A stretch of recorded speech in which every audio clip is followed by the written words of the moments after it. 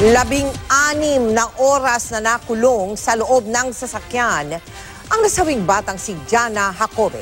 Ayon sa mga pulis, posible raw na hindi marunong magbukas ng pintuan ng kotse si Jana, kaya ito hindi nakalabas. Panawagan naman ng mga kumukup-kup kay Jana, sana raw ay magpakita na ang tunay na ina ng bata. Nakatutok si Dano Tingkungko.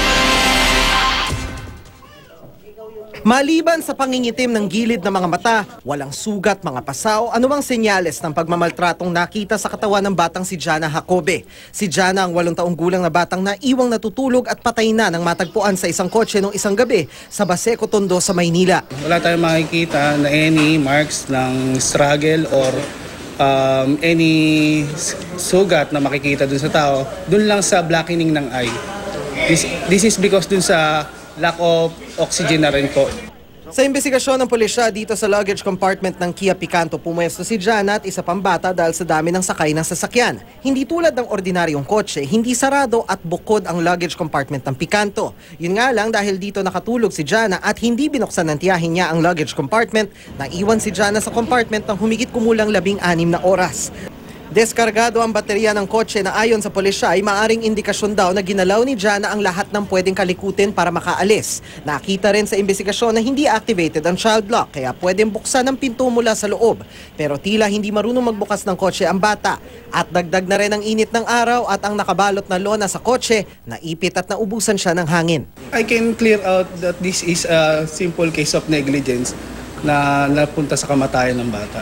He loved the child. However, nagkaroon ng isang freak accident na hindi ginusto ng lahat. Dahil si Victor Papa ang tumatayong legal guardian ni Jana, siya ang formal na inireklamo ngayong umaga ng negligence and imprudence resulting in homicide. Kahit ano ka man, siraulo ka man, droga ka man. Isip mo, anak mo pa rin yun eh. Kahit balik-balik ta rin yun, tapos gaganunin mo. Nag-aalala ngayon ang mag-asawang Victor at Joan Papa, hindi lang sa kaso kundi sa pagpapaburol sa bata. Apelan nila sa ina ni Jana na si Lenlen, lumantad at tulungan silang linisin ang kanilang pangalan.